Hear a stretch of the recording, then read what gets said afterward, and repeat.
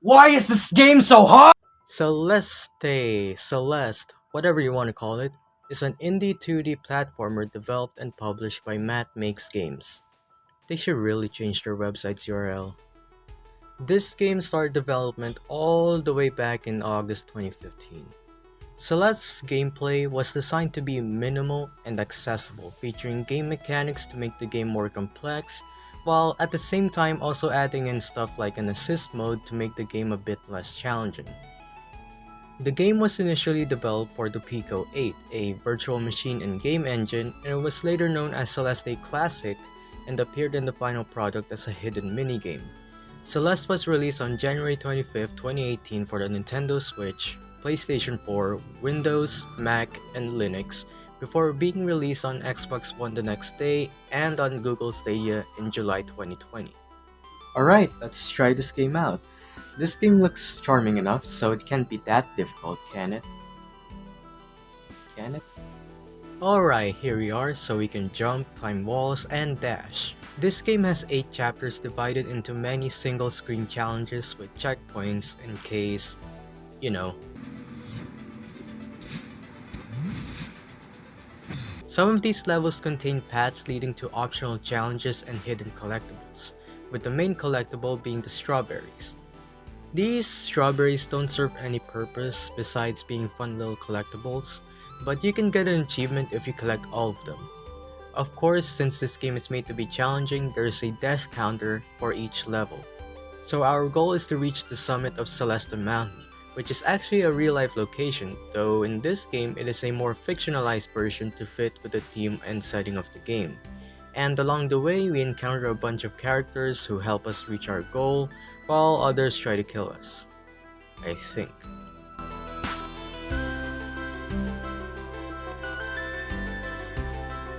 So this is the first chapter of the game. This chapter introduces many of the main game mechanics. Every chapter in this game takes around 20 to 30 minutes to finish, with some of the chapters being slightly longer. This first level is a great introduction to the game. It somehow manages to be challenging, but not too difficult at the same time. Of course, since this game is challenging, you're going to die a lot. But it doesn't make you rage a ton, well, at least for me. As the name of the chapter implies, we are in an abandoned city, with the whole place snowing and mechanical structures broken or destroyed. This first chapter is great, but it can be a bit challenging. Now moving to the plot, we are introduced to a hiker named Theo. Theo explains that he came to visit the mountain to explore and take pictures.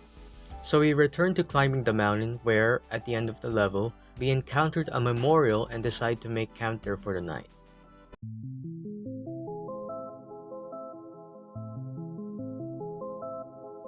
So we wake up and enter an abandoned site with space-like blocks scattered around the place. We encounter a mirror and our reflection appears to be a darker version of our character.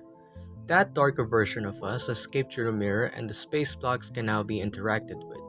By dashing into these blocks, the blocks transport us from one side to another. However, you'll die when you dash into a space block and it transports you straight to a wall.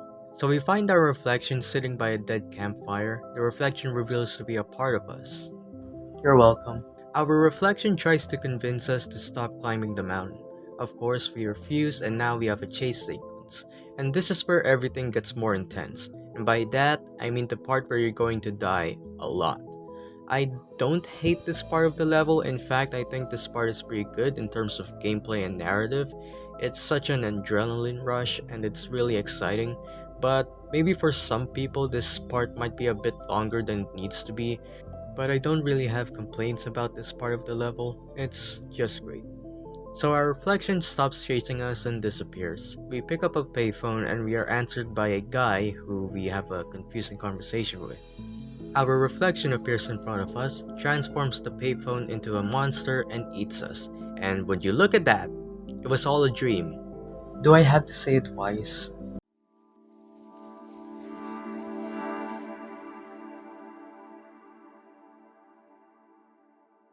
So we come across this bridge with this dark goo that can kill us and we make our way to a hotel/resort. The hotel owner, Oshiro, appears in front of us and convinces us to stay here, though we really have to get going. Oshiro insisted on taking us to our room, so we followed him. On the way, we encounter a bunch of obstacles with the dark goo again. There are also these gates that can only be opened by activating these orbs. They can be pretty tricky to get to, so keep that in mind. Then we enter a room with a bunch of stuff scattered around. Oshiro says that it is hopeless to clean this place up while being overdramatic. So we decided to clean up the place, and Oshiro is very thankful for that. He wants to kill us! We have to dash mash the jello so that everything gets cleaned up, and we have to do this 3 times. After smashing a jello, you have to find and talk to Oshiro so that he can open the other 2 paths to each one of the jello. I don't see why we need to talk to him to open up these paths. He could have just let them open for us after we found him in this room in the first place, and while heading to one of the jello, we encountered Dio trying to get out of this place. And I'm honestly curious as to why he's here and what he's doing here. I know both of us are trying to climb the mountain, but why would he feel the need to enter this place besides, shelter? And even then, how the hell did he get here before me? So Theo escapes through the vents and waits for us outside while we try to help Oshiro and his hotel. Our reflection showed up and said some hurtful things to Oshiro. He gets mad, starts chasing us, and we run for our lives. Here we have another chase sequence, and honestly, I think this one's a bit easier than the last one. Oshiro turns to normal, and he asks us to leave. Good luck with the repairs, I guess.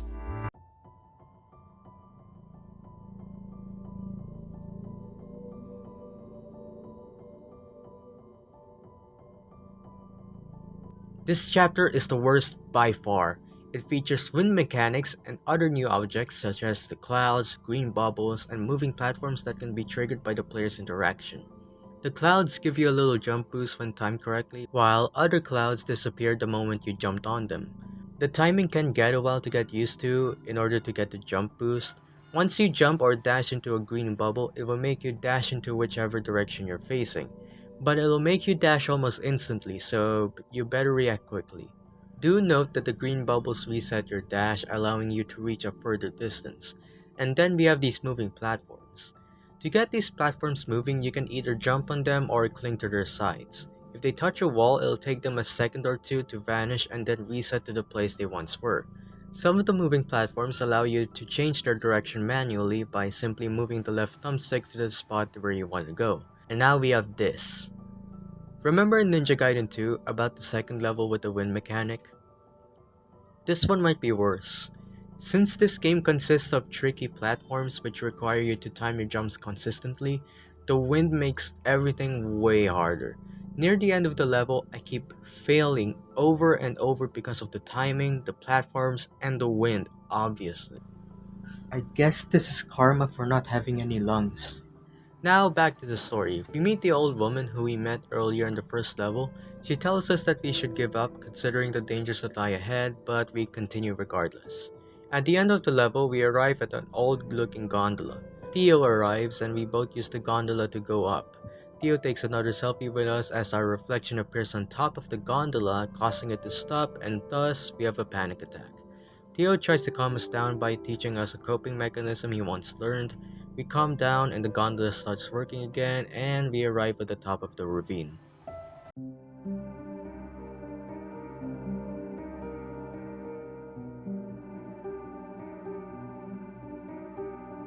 This chapter takes place in an ancient temple. The entire area is pretty dark, so you might need to light the torches scattered around the place by going near them. It's easy to get lost in this place, and it might take a while to figure out how to progress and move on to the next area. This chapter introduces tons of new stuff. First up are these red bubbles. They're like the same bubbles from the last chapter, but now they act more like the space blocks from the second chapter, and you can cancel the dash manually by dashing yourself. We have these blocks that move whenever you dash. These things react fast, so you gotta time your jumps properly. There are also these huge buttons that open gates whenever you dash into them. Back into the story. Theo enters the temple before us, and now we gotta find him. We encounter him inside the mirror, so we have to find a way to get him out. On the way to find Theo, we find a giant mirror that sucks us into a portal and into someplace else.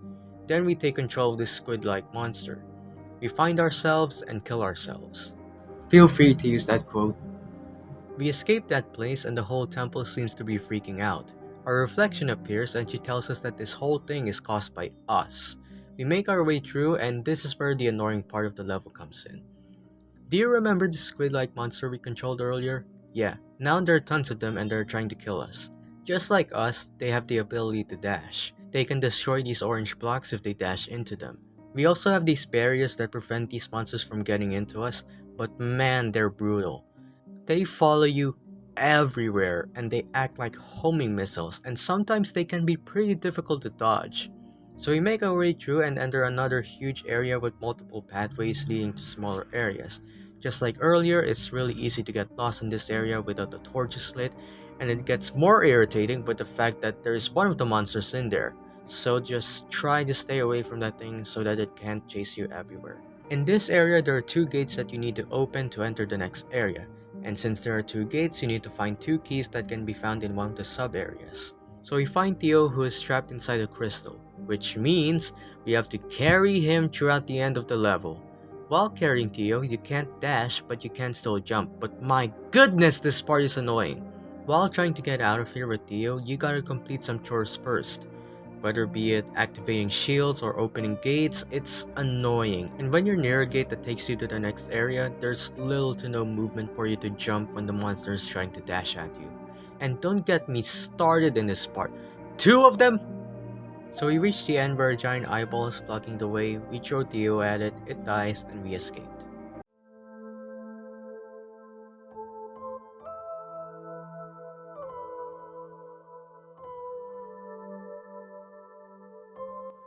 This chapter may be my favorite of the entire game. It's one of the most important chapters story-wise, and the chapter's atmosphere and level design are so lively and colorful. But then again, it still has the difficult platforming. This chapter introduces the feather, which allows us to fly in any direction for a short period of time. We also have these brown platforms where if you dash against one of their sides, the platform will charge in the direction of the side that you dashed against. The platform will continue to charge until it collides with a wall, which will move the platform back to its initial position. Before we proceed with the level, we and Theo started a little conversation detailing what happened in the previous chapter and why both of us are climbing the mountain. Then we get to a short dream section where we are introduced to the feathers. We confronted our reflection, try to come to terms with them. Of course, the reflection denies, we wake up, and we fall all the way down. We encounter the old lady once again and she gives us some words of wisdom. She also tells us that the reflection is scared and we should confront her once more. We find and try to help her, she denies, again, and we get another sort of chase sequence, except this time, we chase her now. All we gotta do is to get close to her and she'll move to another position. Whenever you do this, you'll bounce off and blocks will either fall from above or move in certain directions.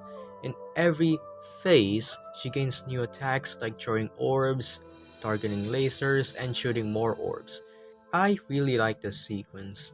Not only is it fun and engaging gameplay-wise, but also adds to the narrative of this chapter and the entire story. But like previous chase sequences, you're gonna die here a lot. The reflection finally gave up and now we decide to work together by giving a power up. Now we can dash twice in a row. The whole gang arrives, another conversation, and the chapter ends.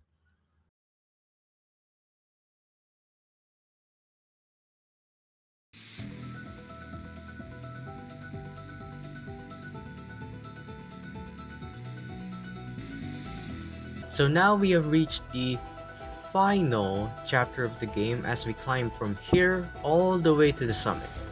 This chapter contains all of the elements and mechanics from the previous chapters, including this, these, this, and this. No! This, and this. Not only those, but they also included the settings and designs of the previous chapters.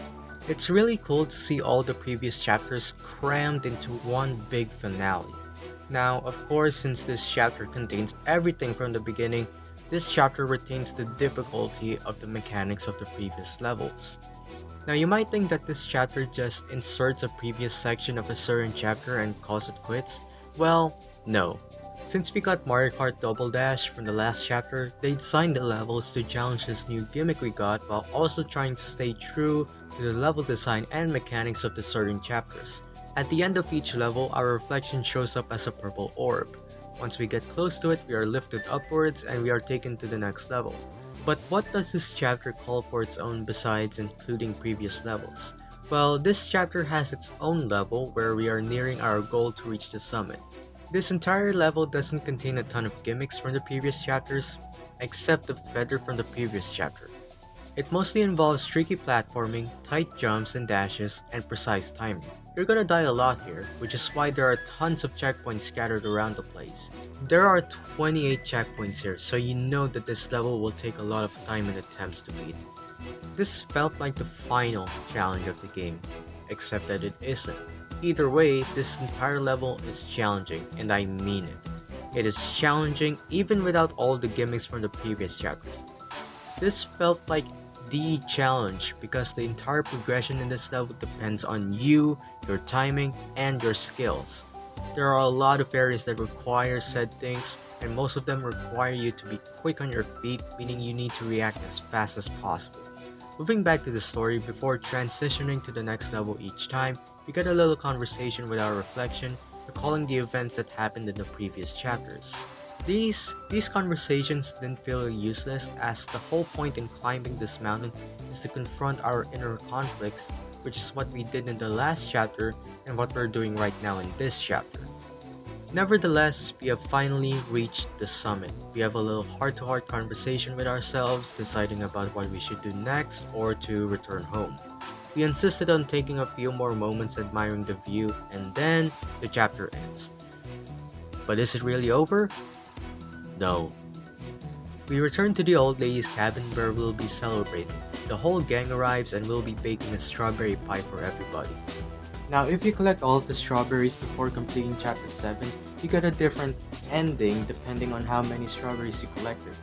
And so far, in my first playthrough, I got this many. Not my best, but at least I got more than 25.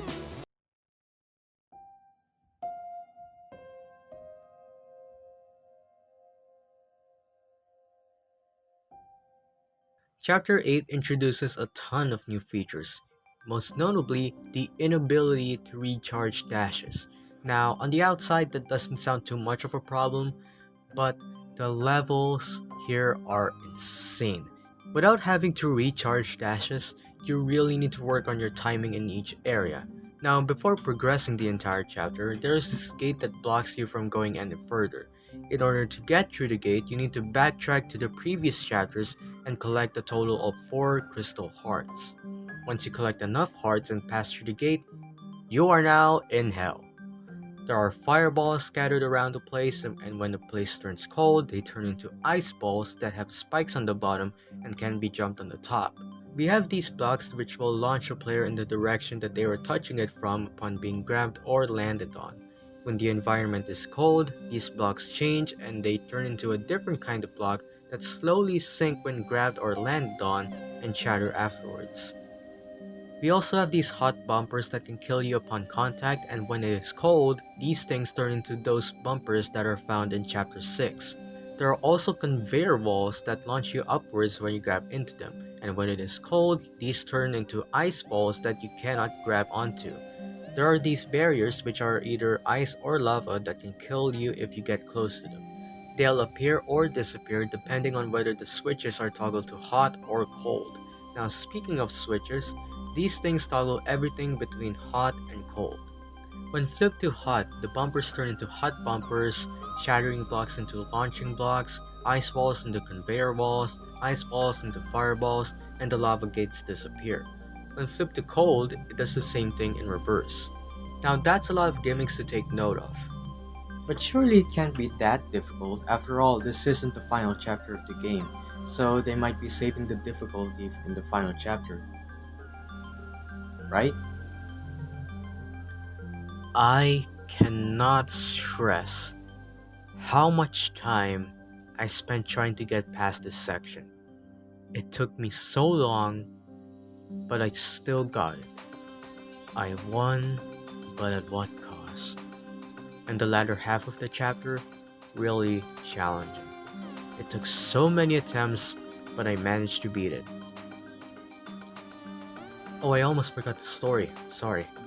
So we return to the mountain about a year later to explore the mountain's secrets. We are told that the core of the mountain has extreme power and will affect our abilities. After roughly 844 deaths, we enter a dark room. The room is empty, yet it feels nostalgic somehow.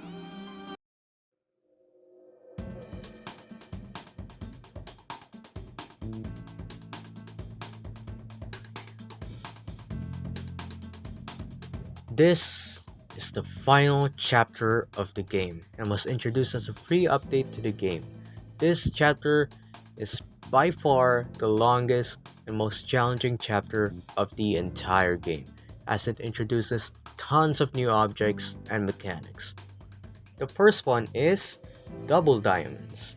In the second subchapter, we lose the ability to dash twice. These double diamonds act like the green gems from all the previous chapters which reset your dashes, but this time, these double diamonds do the same thing but grant us the ability to dash twice. Next we have these exploding fishes. We can bounce on top of them, but these guys explode which pushes us in a certain direction when we're right in front, behind, or below them. There are these large jellyfish that can be grabbed to increase hang time. While holding, you can change the speed to fall more slowly or quickly. Normal movement, jumping, or wall jumping are all possible while holding a jellyfish, while they must be released in order to dash. Holding on to the jellyfish does not consume stamina and they do not replenish our dashes.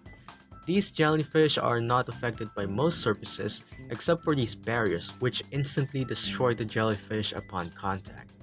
Next, we have these futuristic looking platforms that function very similarly to the conveyor belt platforms from the previous chapters. Then we have these generators. When dashed twice, they will remove all electric obstacles from the screen for further progression. Lastly, we have the bird. It launches the player to the right similarly to the purple orbs from the previous chapters. Now that we have all of those out of the way, let's talk about how hard this chapter is. They weren't kidding. This is just the first part of the chapter, and I've died 100 times. I've spent nearly a total of 2 hours getting past the first 4 sub-chapters, and then there's this. Remember the blue gate from chapter 8? Yeah, well it's back now and you have to collect 15 hearts to progress. This means you have to collect all the crystal hearts from every previous chapter in addition to the hearts of the B-sides. Now, what are the B-sides? They are shorter but more challenging versions of a specific chapter. And don't even get me started with the B-side of chapter 2. I've spent so much time trying to get to this heart. I could have spent all that time trying to get alive, but no, I have to fully beat this game for the sake of existence. This is my curse. I have to beat this game, even if only a few people watch me do it. Nothing is impossible, and I can beat this game.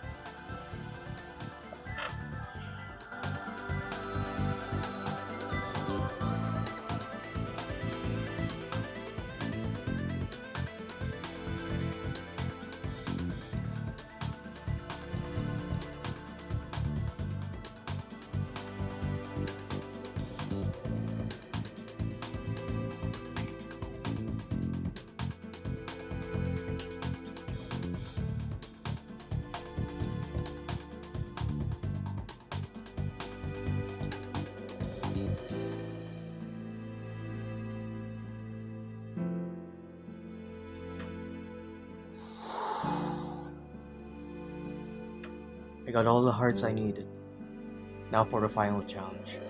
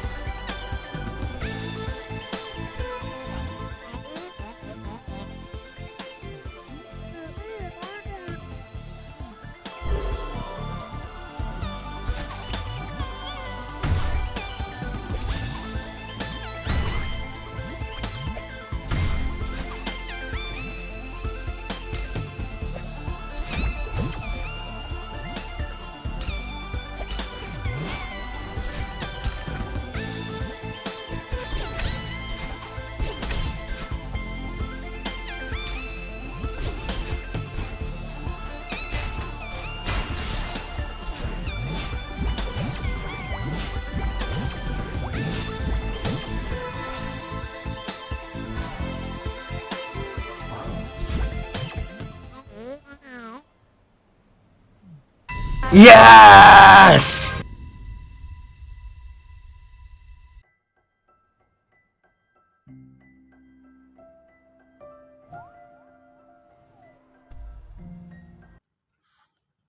There's a cutscene?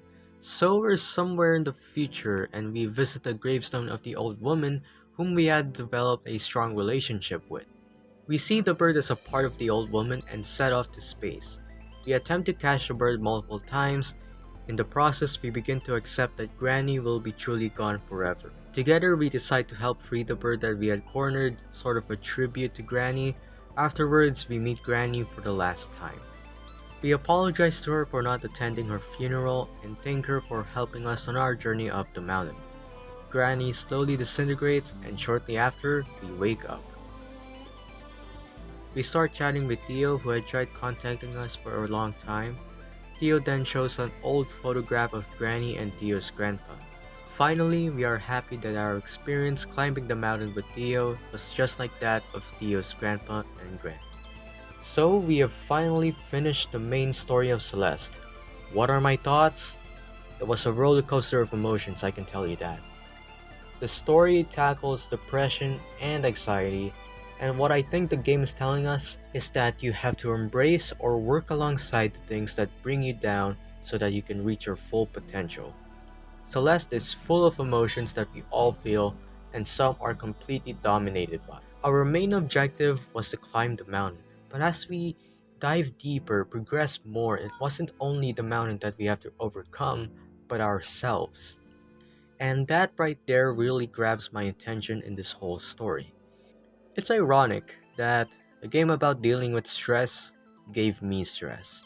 This game is ruthless to an extent, but it mostly doesn't feel unfair at times. The gameplay is simple and easy to learn at the get-go, but as we progress to each chapter, it gets more and more difficult to adapt these gameplay mechanics because of the added gimmicks in each chapter, right? Each chapter introduces something new that you have to learn, but not in a way that you have to totally master it, if you know what I'm saying. And one thing that I like is that whenever you fail, you pick up where you left off immediately. And it's not like in Cuphead where they show your progress through a level and the enemies mock you to piss you off. Celeste doesn't have any of that, and I think that's good because in a way, it somehow correlates with the main theme and message of the story.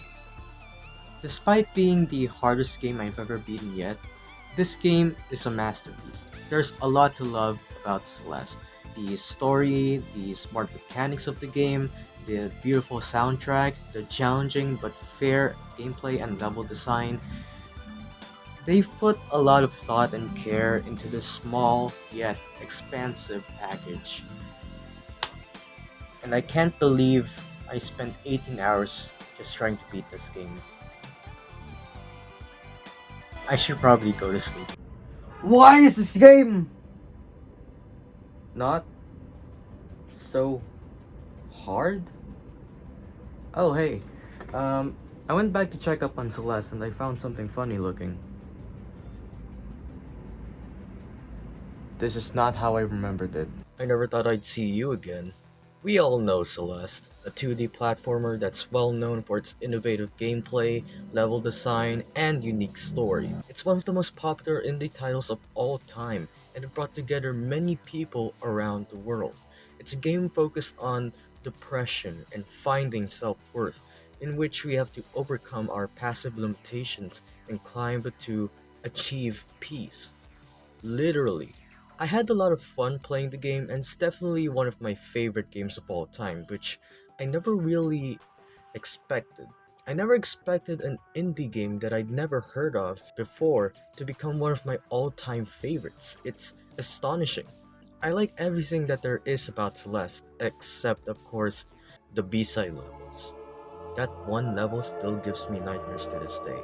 But by the time I talked about Celeste, it was already around 5 years old. It's weird because obviously I've never heard of this game before, but the game felt like it came around during the pandemic, and it is something that felt like it could have been released in that timeline, but again, it's still amazing that there are still people around the world playing this game and making videos about it, which shows how Celeste still has an active player base.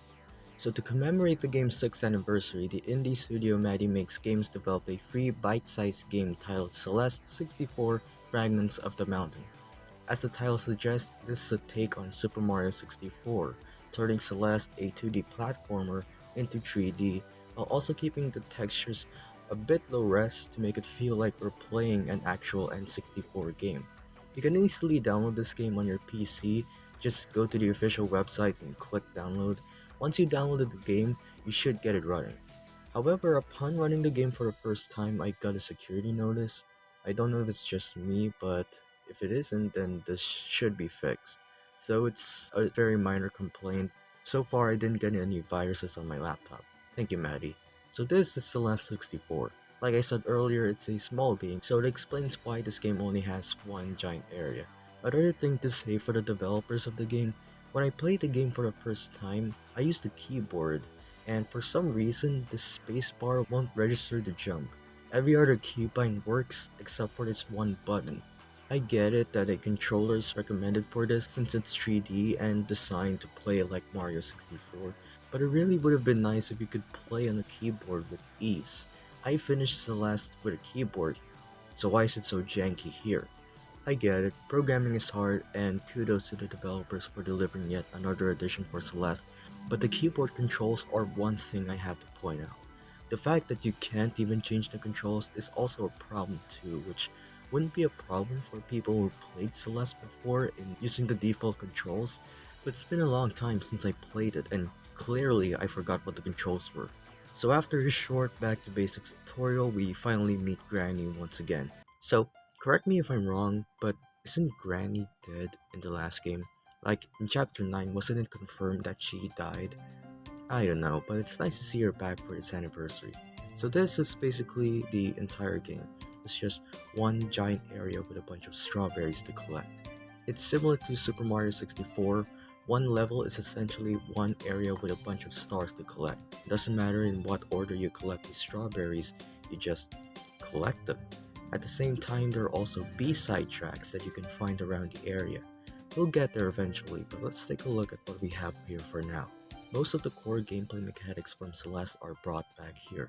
The feather, which makes you fly for a few moments, the shards that grant you a charge of dash. Speaking of, remember in Celeste where at the last 3 levels, you can double dash due to story reasons? Well, upon starting that game, we don't have that, and it'll make sense in a few moments. The entire area is littered with obstacle courses. With how open this place is, there are a lot of ways you can collect strawberries.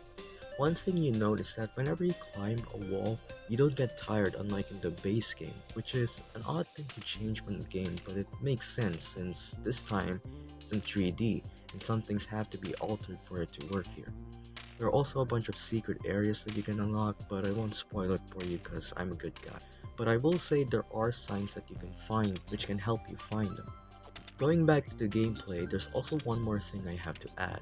So whenever you're like in mid-air or something, there's this line that appears Madeline that helps you track where she's going to land. It's a fine addition here since it's 3D, but the landing feels off. Even if I move the thumbstick a centimeter away, it somehow registers me falling to my death. The controls here sometimes have perfect input, but most of the time it's a tad bit too sensitive. Also, you can't face the camera straight down to where you are. It's always at an angle which makes landing a bit harder. Moving back to the story, at the top of this building we meet Theo. Just like before, he's still chill as ever. And I'm sorry, but this gotta be his best line yet. Well, there's not much to talk about here anymore, it's just collecting strawberries and finishing each obstacle. There's this one sign that I stumbled upon, and it's something that I have to point out.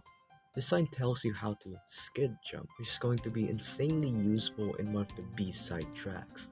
Essentially what it does is you run at full speed, then you turn around quickly and jump as fast as you can. The timing here is key and it's something to try to get used to. It's a pain in the ass to learn, but it's pretty much required for one of the B-side tracks, so believe me here. Speaking of, let's go ahead to the B-side tracks. Just like the last game, the B-side tracks are a harder and more challenging version of each specific level. Since it's one giant area and the B-side tracks are scattered everywhere like strawberries, each B-side track contains its own specific challenge. So this first one I attempted gave me Vietnam flashbacks. The platforms appear according to the beat of the song in the background, which you don't really need to listen to carefully, but it's a nice starting point to figure out the timing. Luckily, this one ain't as bad compared to that nightmare. It's much shorter and less challenging, but still difficult nonetheless. So what I did here is I tried to climb onto the walls and jump to the other side and climb onto it the moment I touch it. I don't know if there's a better strategy for this, but this is the one that I used. Overall, not the hardest one, but an easy as well. For this next one, since you can climb without getting tired, this is pretty easy. You just gotta make sure that your jumps are angled properly. I got a bit greedy there. For this one, you gotta be quick on your feet. You also gotta make sure to angle the camera properly since that's going to be a major benefit for you. This one took a while as well, but it was a really fun one. Now this is the one I was talking about. This is where the skid jump is going to come in handy.